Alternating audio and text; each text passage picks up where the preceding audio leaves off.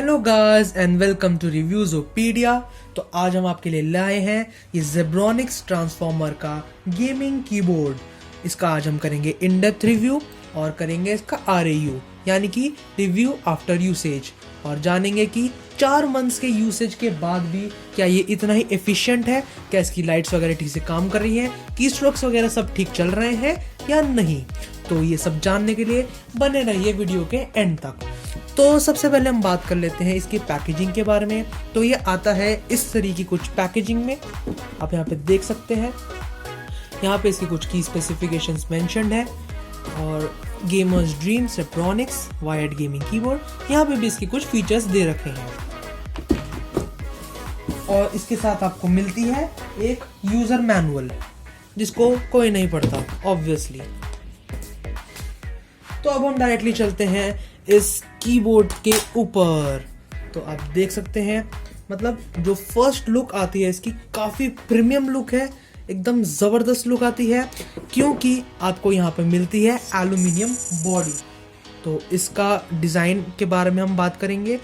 यहाँ पे आपको ये जो पूरी बॉडी है ये एल्यूमिनियम की मिल जाती है, जो कीज़ हैं ये आपको प्लास्टिक की मिल जाती हैं और बैक साइड भी आपको प्लास्टिक का मिल जाता है।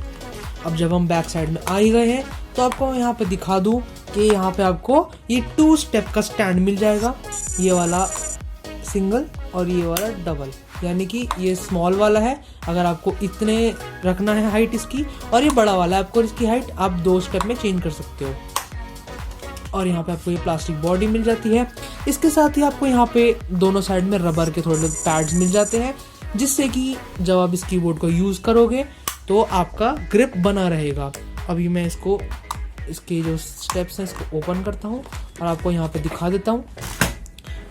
इसकी आप ग्रिप देख सकते हैं, आप इसको जब काम करेंगे तो ये हिलेगा नहीं, काफ़ी स्टर्डी एकदम इसका इन्होंने दे रखा है ग्रिप्स। तो अब हम इसकी बात कर लेते हैं। इस कीबोर्ड की सबसे जो मेन खास बात है कि अब ये कीबोर्ड मैंने क्यों ख़रीदा। मेरा रीज़न ये था कि मेरा जो बजट था वो थोड़ा कम था और कम बजट में RGB गेमिंग कीबोर्ड चाहिए था। RGB गेमिंग कीबोर्ड कम बजट में तो भैया बहुत ही मुश्किल से मिलता है, और आपको जेब्रॉनिक्स का ट्रांसफॉर्मर गेमिंग कीबोर्ड आपको बड़े आराम से इस कम बजट में मिल जाता है, यानी कि 1000 रुपीज़ के अंदर अंदर आपको ये कीबोर्ड मिल जाएगा। मैंने ये कीबोर्ड ऑफलाइन मार्केट से खरीदा था 850 रुपीज़ का। आपको ये ऑनलाइन मिल जाएगा फ्लिपकार्ट और अमेज़ॉन पे, और अगर आप इसका कॉम्बो खरीदना चाहते हैं तो इसका कॉम्बो भी अवेलेबल है अमेज़ॉन और फ्लिपकार्ट पे, और जिसके साथ आपको ट्रांसफॉर्मर कीबोर्ड और ट्रांसफॉर्मर का माउस मिल जाता है। तो अब हम डायरेक्टली इस पे चलते हैं कि इसकी जो केबल है इसके बारे में बात कर लेते हैं। तो आपको यहाँ पे 1.8 मीटर्स की ब्रेडेड केबल मिल जाती है, जिसका USB कनेक्टर है, ये गोल्ड प्लेटिंग में आपको यहाँ पे मिल जाता है। तो इसकी जो लेंथ है 1.8 में काफ़ी अच्छी लेंथ है, आप यहाँ पे देख सकते हैं।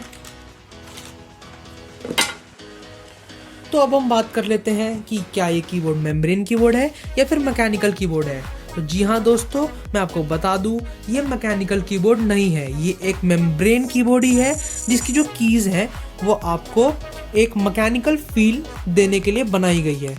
आपको पूरी मैकेनिकल कीबोर्ड वाली इसमें फील आएगी जब आप इसमें यूज़ करेंगे, इसमें गेम खेलेंगे, आप इसमें टाइपिंग करेंगे। मैं आपको कंपेयर करके दिखा सकता हूँ। ये एक नॉर्मल जो 200-300 रुपीज़ का कीबोर्ड आता है मैकेनिकल कीबोर्ड नहीं है, ये भी एक मेम्ब्रेन कीबोर्ड है। इसकी एक की निकाली हुई है, यहाँ पे आप देख सकते हैं।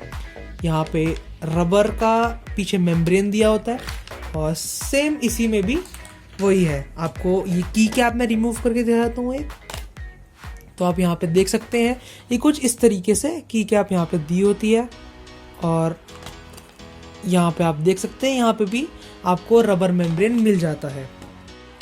तो अब ज़्यादा समय वेस्ट ना करते हुए हम डायरेक्टली चलते हैं इसका सबसे एक्सक्लूसिव पॉइंट के ऊपर, यानी कि RGB, जिसके तो भैया हम दीवाने हैं, जिसके वजह से हमने ये कीबोर्ड खरीदा था। तो अब हम कर लेते हैं कीबोर्ड को कनेक्ट। तो आप यहाँ पे देख सकते हैं आपको जो लाइटिंग है आपको RGB लाइटिंग मिल जाती है। यहाँ पे आपको 3 कॉम्बिनेशन में लाइट्स मिलती हैं। ये आपका पहला कॉम्बिनेशन हो गया, ये आपका दूसरा कॉम्बिनेशन हो गया, और ये आपका तीसरा कॉम्बिनेशन हो गया। और इस तरीके से आप चौथी बार में ये लाइट्स आपकी ऑफ हो जाती है। तो इस तरीके से आप इन लाइट्स को यूज़ कर सकते हैं।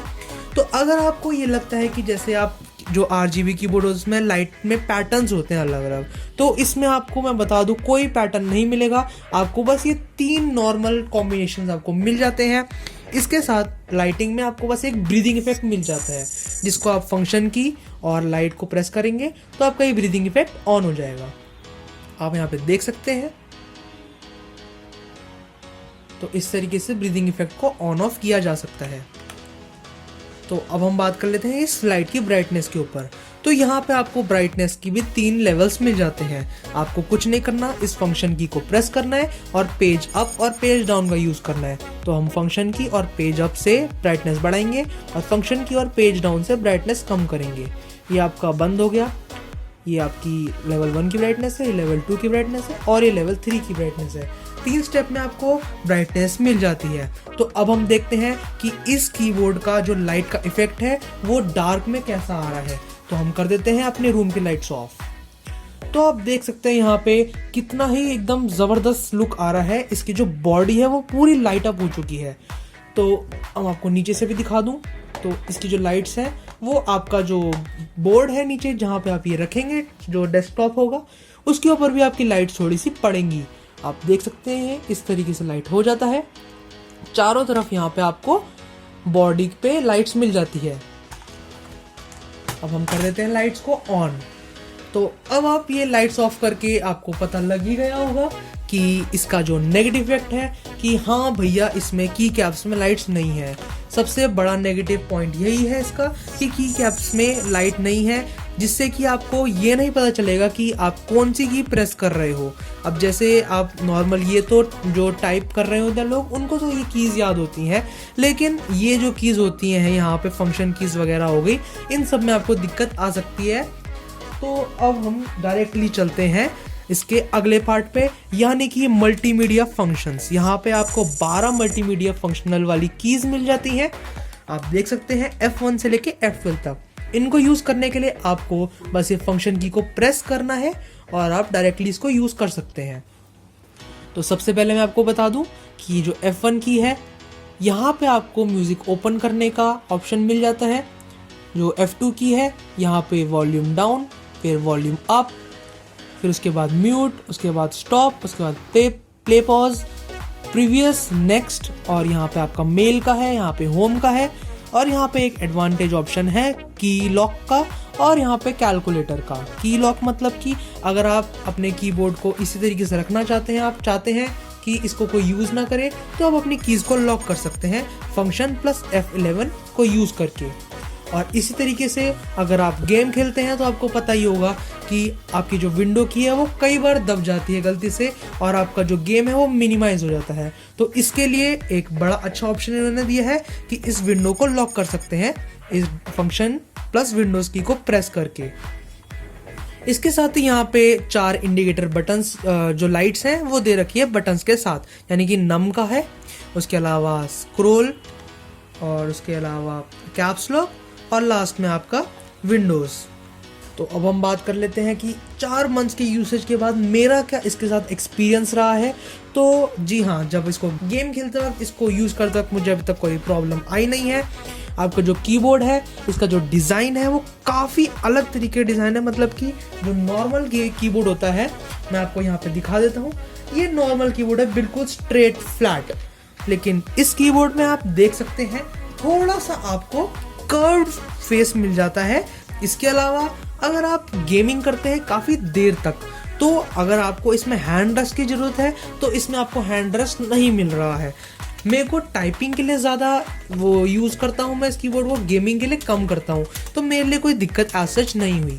तो आप लॉन्ग टाइम तक इसमें टाइपिंग कर सकते हैं। तो वीडियो को जल्दी से रैप करते हुए एक बार बात कर लेते हैं एंटी घोस्टिंग मैकेनिज्म के बारे में भी। तो जब मैं इस कीबोर्ड पे एंटी घोस्टिंग मैकेनिज्म चेक कर रहा था तब मुझे ये पता लगा कि इन सब कीज़ में X की घोस्ट कर रही थी। तो मैं ये भी नहीं कह सकता इससे कि इस कीबोर्ड में एंटी घोस्टिंग मैकेनिज्म नहीं है, और ये भी नहीं कह सकता कि ये इस कीबोर्ड में 100% एंटी घोस्टिंग मैकेनिज्म सही से चल रहा है। तो हर कीबोर्ड में एंटी घोस्टिंग मैकेनिज्म थोड़ा ना थोड़ा होता ही है, और कहीं पे कुछ ना कुछ खराबी आती है जब आपका बजट थोड़ा सा कम हो। अगर आप और अच्छे गेमिंग कीबोर्ड्स पे चले जाएंगे तो वहाँ पे आपको अच्छा एंटी घोस्टिंग मैकेनिज्म मिल सकता है। तो अब हम इस कीबोर्ड पे हम अपना एक्सपीरियंस के बारे में बात कर लेते हैं। तो 4 महीने में मुझे एज सच लाइट्स में कोई दिक्कत नहीं आई है। आप देख सकते हैं सारी लाइट्स एकदम बढ़िया के तरीके से चल रही है। मैंने इस कीबोर्ड में ये ब्रीदिंग लाइट्स में ऑन करके रखता था। मैंने इस कीबोर्ड को 6 to 8 आवर्स के प्रोलॉन्ग्ड यूज तक मैंने इसको अच्छे से टेस्ट कर रखा है। मेरे हिसाब से अभी तक इसमें ऐसी कोई भी एक की नहीं है जो कि खराब हो गई हो या किसी में दिक्कत आ रही हो। की प्रेसेस, की स्ट्रोक्स एकदम बढ़िया है। और अगर हम इसको कंपेयर करें ये नॉर्मल जो आपका मेम्ब्रेन कीबोर्ड आता है एकदम लोकल वाला, इसमें आप की देख सकते हैं यहाँ पे किस टाइप की आपको लो लेवल कीज मिलती हैं। और इसकी साउंड भी आपको मैं टेस्ट करा देता हूँ। ये एक नॉर्मल वाला जो कीबोर्ड है इसकी साउंड है। और अब हम चलते हैं इस कीबोर्ड पे। आप देख सकते हैं कीज में कितना ज़्यादा फर्क है इन दोनों के कीबोर्ड में। इन दोनों के कीबोर्ड में कीज आप देख सकते हैं कितना ज़्यादा फर्क है इसको पूरा मैकेनिकल फील देने के लिए। और अब हम इसके साउंड में आपको एक बार सुना देते हैं।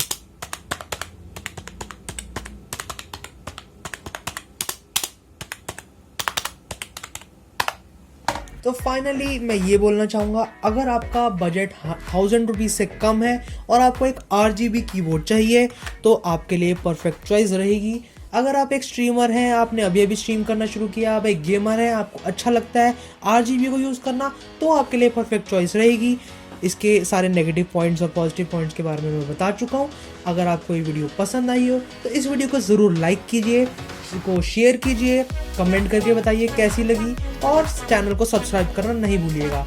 और इसके अलावा मुझे पिछली वीडियो में काफ़ी कमेंट्स आए थे कि अब की वीडियो बहुत लंबी जा रही है, तो इस वीडियो के लिए भी मैं शायद से सॉरी बोलना चाहूँगा, क्योंकि इस वीडियो को भी थोड़ा सा हम टाइम लिमिट क्रॉस कर चुके हैं। लेकिन अब जब इतने सारे पॉइंट्स डील करने होते हैं तो शायद से वीडियो लंबी हो सकती है। तो अब आपसे हम विदा लेंगे। Thank you and piece.